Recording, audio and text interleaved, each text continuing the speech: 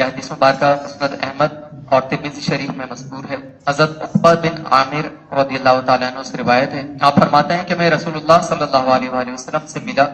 تو میں نے عرض کیا کہ نجات کا ذریعہ کیا ہے۔ حضرت عقبہ بن عامر جو صحابی رسول ہے، نبی کریم صلی اللہ علیہ وسلم سے ملاقات فرما کے اور آقا علیہ الصلوۃ والسلام سے جو سوال کر رہے ہیں وہ کوئی دنیاوی سوال نہیں ہے، بلکہ وہ سوال ہے کہ جس پر دار و مدار ہے آخرت کے نجات کا۔ تو صحابہ کرام میں اکثر آپ دیکھیں گے کہ جو کہ تربیت یافتہ افراد ہیں وہ آقا علیہ الصلوۃ والسلام کے پاس آ کر جو سوال کرتے ہیں وہ آخرت کی کامیابی کے حوالے سے ہوتا ہے، ورنہ آپ کو ایسی بھی احادیث مبارکہ ملیں گی کہ جس میں افراد نے آ کر کوئی دنیاوی سوال کیا، کسی نے اونٹ کا مطالبہ کیا یعنی سواری، یا رسول اللہ صلی اللہ علیہ وسلم مجھے سواری عطا فرمائیے، کسی نے اور دیگر کسی دنیاوی منفعت کا، دنیاوی چیز کا سوال کیا۔ تو یہ حسب مراتب مختلف افراد ہیں، کوئی دیہات سے آیا ہے جس کی تربیت نہیں ہوئی ہے، عام سے انسان ہے، لیکن شرف صحابیت اس کے ساتھ بھی ہے کہ آقا علیہ الصلوۃ والسلام کی صحبت پائی، دار اسلام میں داخل ہوا، آقا علیہ الصلوۃ والسلام کے سامنے ایمان کی حالت میں آیا، تو یہ صحابی ہیں۔ تو وصف صحابیت میں سب برابر ہیں لیکن کیٹیگریز ہیں۔ تو وہ صحابہ کرام جو کثرت سے آقا علیہ الصلوۃ والسلام کے پاس آیا جایا کرتے تھے، تربیت یافتہ تھے، وہ سوال ہمیشہ کرتے تھے آخرت کی بھلائی۔ تو آپ نے سوال کیا کہ یا رسول اللہ صلی اللہ علیہ وسلم نجات کا ذریعہ کیا ہے کہ نجات مجھے مل جائے، وہ دنیاوی بھی ہو سکتی ہے اور اخروی بھی ہو سکتی ہے۔ تو نبی کریم صلی اللہ علیہ وسلم نے یہاں پر 3 باتیں ارشاد فرمائی کہ 3 باتوں کا اختیار کرو تو تمہیں نجات حاصل ہو جائے گی۔ تو آقا علیہ الصلوۃ والسلام نے ارشاد فرمایا کہ اپنی زبان کو قابو میں رکھو اور تم کو تمہارا گھر کافی رہے اور اپنی خطاؤں پر رو۔ یہ 3 باتیں حضور صلی اللہ علیہ وسلم نے ارشاد فرمائی کہ نمبر 1 اپنی زبان کو قابو میں رکھو۔ اب یہاں پر بھی بڑے وسیع اس کے مفاہیم ہیں۔ زبان کو قابو میں رکھنے سے مراد کیا ہے؟ انسان کی مختلف کیفیتیں ہو سکتی ہیں۔ انسان کبھی بہت خوش ہوتا ہے، کبھی افسردہ ہوتا ہے، مغموم ہوتا ہے، کسی بات پر غمزدہ ہوتا ہے، کبھی کسی صدمے سے دوچار ہوتا ہے، کبھی وہ غصے کی حالت میں ہوتا ہے۔ تو الغرض کے کسی بھی حالت میں ہو، ذہنی کیفیت اس کی جو بھی ہو، لیکن اس کو اپنی زبان پر قابو رکھنا ہے۔ غصہ آئے تب بھی زبان پہ قابو رکھنا ہے تو اس کو نجات ملے گی، ورنہ وہ مختلف پریشانیوں میں گر سکتا ہے۔ اسی طریقے سے کسی غم کا دور ہو، کوئی غم اس کو پر آ جائے تب بھی اس کو زبان پہ قابو رکھنا ہے۔ غصے کی مثال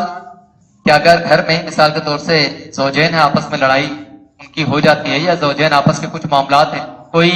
آپ کی جو مرضی ہے اس سے ہٹ کے کوئی کام ہو گیا گھر میں، تو غصہ تو آتا ہے، فطری بات ہے، لیکن اس موقع پر زوجہ چاہے وہ فیمیل ہو یا میل ہو، یعنی مرد ہو یا عورت ہو، میاں یا بیوی، کوئی بھی جس کو غصہ آیا ہے تو وہ اپنی زبان پر قابو رکھے، دل میں غصے کی کیفیت ہے اس پر قابو پائے اور زبان سے اس کا اظہار نہ کرے۔ تو یہاں پہ لڑائی شروع ہوگی ہی نہیں۔ عمومی طور سے ایسا ہوتا ہے کہ جب آپ غصے کا اظہار کرتے ہیں تو پھر آگے سے بھی غصے کا اظہار ہوتا ہے اور پھر لڑائی کا باب کھلتا ہے، پھر لڑائی ہو جاتی ہے، اور یہ پھر لڑائی بعض اوقات بہت دور تک جاتی ہے، بعض اوقات بڑے خطرناک معاملات ہو جاتے ہیں زوجین کے درمیان۔ اسی طریقے سے اگر والدین نے کچھ کہا ہے اور اولاد نے زبان کھول دی تو پھر یہاں پر بھی وہی مصیبت۔ تو ادب جو والدین کا ہم پر لازم ہے، اس کا تقاضا یہ ہے کہ اپنی زبان کو بالکل قابو میں رکھا جائے، وہ تو دل میں بھی ایسا خیال نہ آئے کہ میں والدین کی خلاف ورزی کروں، ان کے حوالے سے کوئی زبان سے کوئی غلط کلمات ادا کروں، بلکہ اس کو برداشت کر لیا جائے، اگرچہ وہ کسی ناجائز بات پر بھی ڈانٹیں لیکن اس کو خاموشی سے سن لیا جائے، کیونکہ وہ والدین ہیں، ان کی اطاعت و فرمانبرداری کا حکم ہے۔ اسی طرح بعض اوقات ایسا ہوتا ہے کہ جو دوست احباب ہوتے ہیں، رشتہ دار ہوتے ہیں، یا باہر آپ بائک چلا کے جا رہے ہیں، گاڑی پہ جا رہے ہیں، رستے سے گزر رہے ہیں، تو وہاں پر بعض اوقات ایسے حادثات رونما ہوتے ہیں کہ کوئی ٹکرا گیا یا کسی نے اور کوئی ایسا کام کر دے جس پر آپ کو غصہ آ گیا، تو وہاں پر بھی اگر آپ نے زبان کھولی اور آپ نے کچھ برا بھلا کہہ دیا اس کو، تو وہاں پر پھر دوبارہ سے تبادلہ خیال ہوتا ہے، تبادلہ اظہار یعنی غصے کا اظہار ہوتا ہے، وہ بھی غصے کے کلمات ادا کرتا ہے، آپ بھی غصے کے کلمات ادا کرتے ہیں، اور پھر ہاتھا پائی تک بات پہنچتی ہے اور پھر معاملات خراب ہوتے ہیں، رشتہ داریوں میں دراڑ پیدا ہوتی ہے۔ تو ان تمام تر چیزوں کی جو جڑ ہے وہ زبان ہے۔ آپ نے دل کے اندر کچھ محسوس کیا اور پھر آپ نے اس کا اظہار کر دیا، تو بعض اوقات جو رشتے ہوتے ہیں ہمارے، ان کو ٹھیس پہنچتی ہے، وہ پھر متاثر ہوتے ہیں، آپ کے مختلف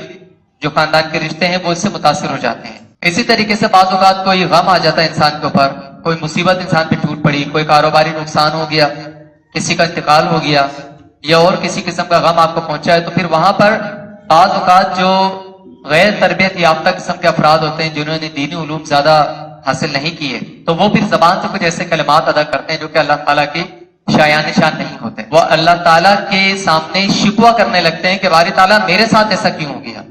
یہ چیز میرے ساتھ کیوں ہوتی، پے در پے یہ ساری مصیبتیں میرے ہی اوپر کیوں آ رہی ہیں، اور کوئی نہیں ہے کیا دنیا میں معاذ اللہ؟ تو اس طرح کے کلمات یہ سمجھ لیں آپ کے سامنے بھی ہو سکتا ہے کسی نے ادا کیے ہوں، ورنہ ہمارے سامنے بھی ادا کیے ہیں کہ افراد نے بڑے خطرناک کلمات ادا کیے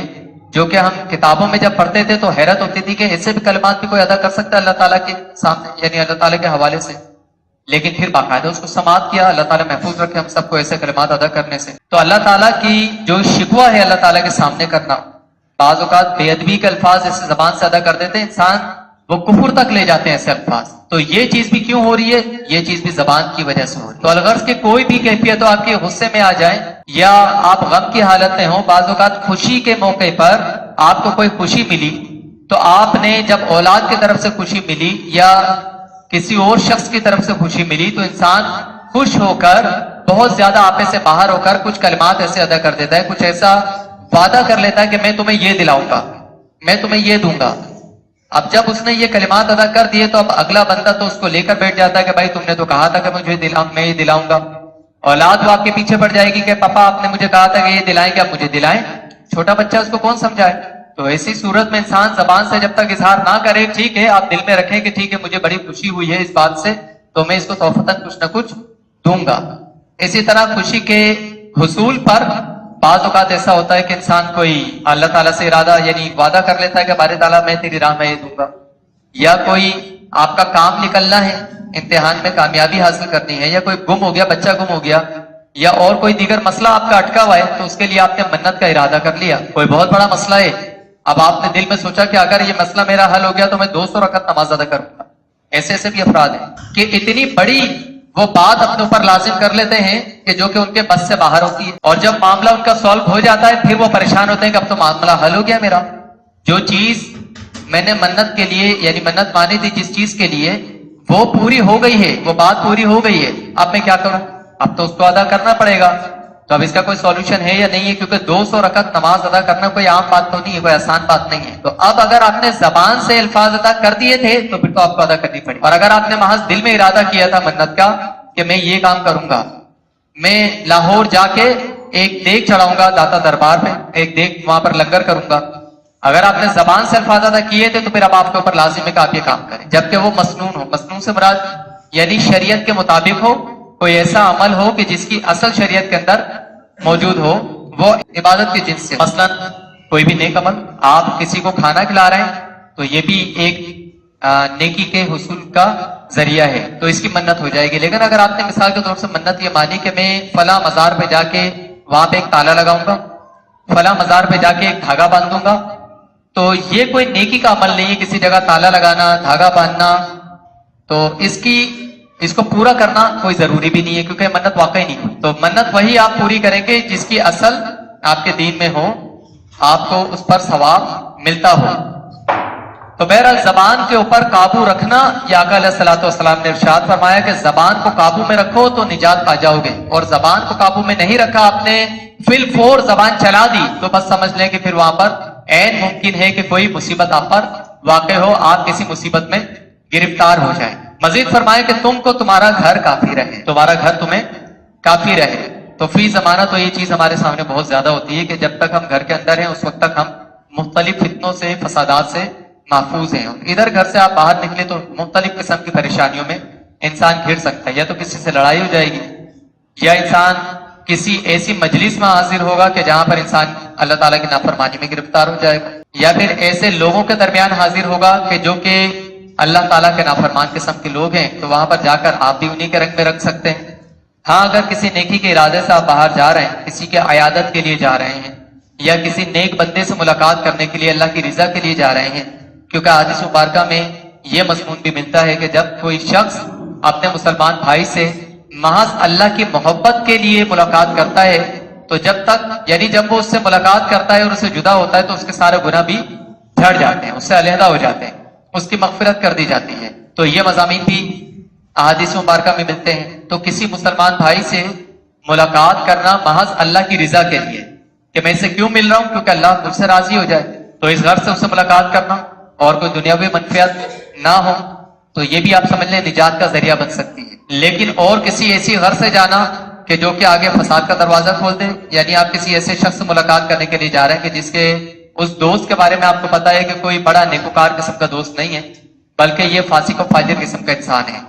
ابھی عصر کی نماز پڑھ کے میں آیا ہوں، اب میں اس کے پاس جا رہا ہوں، تو یہاں پر 1 گھنٹہ تو مجھے لگ ہی جائے اس سے بات چیت کرنے میں، اور یہ مجھے ملے گا کہاں؟ گھر پر تو ملے گا نہیں. مجھے اس سے ملاقات کے لیے یا تو ڈبو پہ جانا پڑے گا، یا اسنوکر کلب جانا پڑے گا، یا کسی کونے پہ یعنی چوراہے وغیرہ پہ کسی چبوترے پہ بیٹھنا پڑے گا. وہاں پر بد نگاہی کا بھی معاملہ ہوگا، وہاں پر زبان اس کی بڑی خراب ہے تو وہ زبان کا بھی بڑا بے باک ہے. کبھی وہ کچھ ادا کرتا ہے، کبھی زکالیاں دیتا ہے، کبھی کسی کی برائی کرنے لگتا ہے، کبھی کچھ کرتا ہے. تو اس طرح کی زبان سے اس کی باتیں ہمیشہ صادر ہوتی ہیں. ایسے بندے سے آپ ملاقات کریں گے تو اس دوران میں جتنے عرصے میں آپ اس کے ساتھ موجود ہیں، یا تو آپ اس کے رنگ میں رنگ جائیں گے تو آپ بھی اس کے جیسی باتیں کرنے لگیں گے. اگر آپ اس کی طبیعت سے ہٹ کر بات کریں گے تو پھر آپ کی دوستی نہیں رہے گی. ہاں اگر آپ یہ سمجھتے ہیں کہ میں جب تک اس کے ساتھ رہوں گا تو یہ اپنی بری باتوں سے بچا رہے گا اور یہ مجھ سے متاثر ہو کر اچھے رنگ میں رنگ سکتا ہے، میں اس کے اوپر اپنا رنگ چڑھا سکتا ہوں، یعنی نیکی کی طرف اس کو لا سکتا ہوں، تو بلا شبہ آپ جائیے. پھر اچھی بات ہے کہ آپ اس نیکی کے ارادے کے ساتھ اس کے ساتھ ملاقات کرنے کے لیے جا رہے ہیں. تو انسان جب تک گھر میں رہتا ہے اس وقت تک وہ مختلف قسم کی برائیوں سے محفوظ رہتا ہے، اور اگر باہر نکلتا ہے تو پھر اگر کسی برے مقام پر جا رہا ہے، کسی بری مجلس میں جا رہا ہے، تو وہاں پر انسان پھر گناہوں میں مبتلا ہوتا ہے. اچھی مجلس کو اختیار کریں گے جیسا کہ ہم یہاں پر آئے ہیں، تو ایسی کسی نیک مجلس میں ہم داخل ہوتے ہیں، وہاں پر حاضر ہوتے ہیں تو اس کی برکات پھر ہمیں حاصل ہوتی ہے. نمبر 3، اور اپنی خطاؤں پر رو. جو اب ہماری خطائیں ہیں ہمیں ان کو پر نظر رکھنی چاہیے. اپنی نیکیوں کو اس سے، جس کو کہتے ہیں نیکی کر دریا میں ڈال، کہ آپ نے نیکی کر دی ہے اس کو کر کے بھول جائیں. ہاں جو آپ نے برائی کی ہے اس کو یاد رکھیں، اس کو یاد کر کر کے اللہ کے سامنے روئیں، اس پر افسوس کریں کہ یا اللہ میں نے یہ گناہ کیوں کر دیا، میں اس سے تائب ہوتا ہوں. بار بار اس گناہ پر نادم ہو کر اللہ تعالیٰ کے سامنے شرمسار ہونا، تو اللہ تعالیٰ اب یہ مغفرت انسان کی کرتا ہے اور اس چیز کو پسند فرماتا ہے کہ انسان عاجزی اور انکساری کو اختیار کرے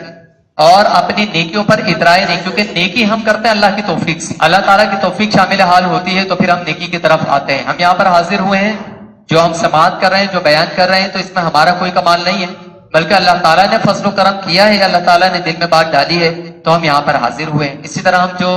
نمازیں جماعت کے ساتھ پڑھتے ہیں، نمازیں پڑھتے ہیں اور دیگر نیک اعمال اختیار کرتے ہیں، تو ان تمام تر اعمال کو اختیار کرنے میں بھی اللہ تعالیٰ کا فضل و کرم ہمارے ساتھ ہے تو ہم نے یہ عمل اختیار کیا. ورنہ زبان سے انسان بری باتیں بھی اختیار کرتا ہے. آپ جو اب سفر کر رہے ہیں تو ہمارے نوجوان یہ بعض اوقات گنگنا بھی رہے ہوتے ہیں، تو زبان سے آپ ایک برا عمل اختیار کر رہے ہیں یا آپ نے خود سے اختیار کیا ہے. اسی زبان کو آپ اللہ کی توفیق سے نیکی میں بھی چلا سکتے ہیں. آپ ذکر و اذکار بھی کر سکتے ہیں. جو 5 منٹ کا، 10 منٹ کا، آدھے گھنٹے کا طویل سفر اگر آپ کر رہے ہیں، یہاں سے آپ صدر جا رہے ہیں، تو یہ اللہ کی بڑی سمجھ لیں کہ آپ کے اوپر نعمت ہے سفر، اس طور پر کہ آپ اس سفر کے دوران اب اور تو کچھ کر نہیں سکتے، آنکھیں بند کر کے آپ اللہ کا ذکر کر لیں، آپ درود شریف پڑھ لیں. آدھے گھنٹے میں آپ کتنی بار درود شریف پڑھ لیں گے؟ حدیث مبارکہ میں آیا ہے کہ جو شخص سورہ اخلاص 10 مرتبہ پڑھتا ہے تو اللہ تعالیٰ جنت میں اس کے لیے ایک عظیم الشان محل اس کو عطا فرماتا ہے. تو حضرت عمر فاروق رضی اللہ تعالیٰ عنہ غالباً آپ نے ارشاد یعنی عرض کیا کہ اے رسول اللہ صلی اللہ علیہ وسلم، یہ تو بہت آسان عمل ہے، تو یہ تو ہم بار بار کر سکتے ہیں. ہم بار بار اگر 10 مرتبہ پھر 10 مرتبہ پھر 10 مرتبہ سورہ اخلاص بار بار پڑھیں تو کیا بار بار اللہ تعالیٰ یہ محل ہمیں عطا فرمائے گا؟ تو آقا علیہ الصلوۃ والسلام نے ارشاد فرمایا کہ اللہ کی رحمت بہت وسیع ہے. اللہ کی رحمت بہت وسیع ہے. یہ کوئی دنیاوی بادشاہ نہیں ہے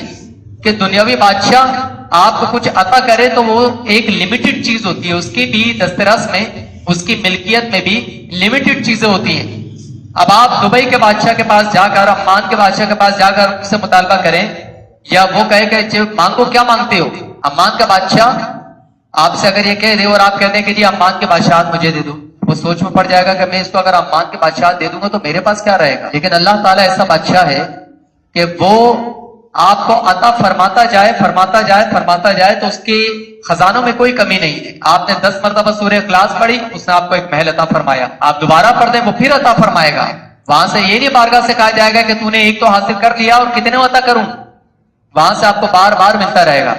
تو اپنی زبان کو آپ تھوڑا سا چلائیں تو آپ عظیم الشان جو تحفے تحائف ہیں اس کی طرف سے اللہ کی بارگاہ سے انعامات وہ حاصل کر سکتے ہیں. تو انسان اپنی خطاؤں پر روئے. جو نیکی ہم کرتے ہیں وہ اللہ تعالیٰ کی عطا سے کرتے ہیں, اللہ تعالیٰ کی توفیق سے کرتے ہیں. اس نیکی کو انسان اپنے سامنے رکھ کر یہ سوچے کہ بس جی نیکیاں تو میں نے بڑی کر لی ہیں, اب تو میری بخشش کا سامان ہو چکا ہے, مجھے مزید نیکیوں کی حاجت نہیں ہے, تو بس ٹھیک ہے اب ہلکا ہاتھ رکھو, اور اگر کوئی گناہ ہو بھی جائے تو کوئی مسئلہ نہیں, میری نیکیاں زیادہ ہیں, گناہ میرے کم ہیں, ہو جائے گی بخشش. انسان یہ کبھی نہ سوچے. وہ یہ چیز اپنے پیش نظر رکھے کہ کیا پتا میرا نیک عمل اللہ کے بارگاہ میں مقبول نہ ہو, کوئی ریاکاری آڑے آ جائے. میرے دل میں اس وقت یہ خیال تھا کہ میں یہ نیکی کر رہا ہوں, اس شخص کے ساتھ میں نے بھلائی کی ہے, اس کو بڑا میں نے ایک قرضہ دیا ایک طویل مدت کے لیے, اور پھر میں نے اس سے مطالبہ نہیں کیا, تو میرا احسان ہے اس بندے کے اوپر. وہ بندہ جب جب مجھ سے ملے گا تو نظریں جھکا کر مجھ سے ملے گا, میں محسن ہوں اس کا. یہ خیال اگر آ گیا تو ہو سکتا ہے نیکی ہماری ضائع ہو جائے, اس کا وہ اجر و ثواب ہمیں نہ مل پائے. اسی طرح اور دیگر نیکیاں, اگر اس میں کسی بھی قسم کی کوئی ایسی سوچ شامل ہو گئی تو وہ سمجھ لیں کہ ہماری نیکی برباد ہو جائے گی, وہ نیکی ضائع ہو جائے گی. ہم نمازیں ادا کر رہے ہیں اور نمازیں ادا کرتے میں ہم یہ سوچیں کہ جی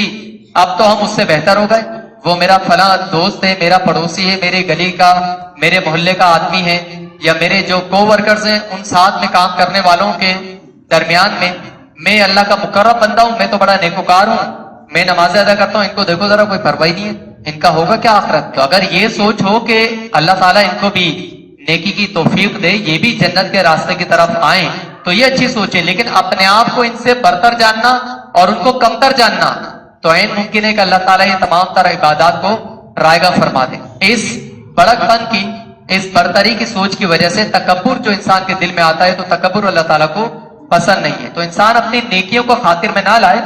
انسان اپنی نیکیوں پر نہ اترائے, بلکہ اپنی خطاؤں کو یاد کرے. نیکی کر کے بھول جائے کہ میں نے کون سی نیکی کی ہے, خطاؤں کو یاد رکھے کہ میں نے بڑی بڑی خطائیں کی ہیں, یا کوئی چھوٹی بھی جو گناہ ہے, چھوٹا بھی گناہ کا عمل, وہ میری پکڑ کا سبب بن سکتا ہے. میں نے کسی کا دل دکھایا, کوئی بات ایسی کر دی, ہو سکتا ہے میرے علم میں نہ ہو, میں نے اپنے مسلسل بولنے کی وجہ سے, زیادہ بولنے کی میری عادت ہے, تو میں نے اپنی زبان سے کوئی ایسے کلمات ادا کر دیے ہوں, بعض اوقات ایسا ہو جاتا ہے, تو وہ کسی کی دل آزاری کا سبب نہ بن گیا ہو اور اللہ تعالیٰ میری پکڑ نہ فرما لے. تو انسان یہ سوچ اپنے پیش نظر رکھے, اور انسان ہمیشہ اللہ تعالیٰ سے مغفرت کا طالب رہے کہ باری تعالیٰ جانے انجانے میں میری جو بھی خطائیں ہوئی, جو بھی گناہ سرزد ہوئے مجھ سے, اللہ تعالیٰ تو معاف کرنے والا ہے, تیرے علاوہ اور کس کے پاس جائیں معافی مانگنے کے لیے, اور تو کوئی یہ سمجھنے کی طاقت رکھتا ہی نہیں ہے, یہ اختیار اور کسی کے پاس نہیں ہے کہ وہ ہمیں معاف کرے یا ہمیں اجر عطا فرمائے. تو اللہ تعالیٰ ہم سب کو نیکیوں کو اختیار کرنے, برائی سے دور رہنے کی توفیق عطا فرمائے, حدیث مبارکہ کا صحیح فہم ہمیں عطا فرمائے اور اس پر عمل کی توفیق عطا فرمائے.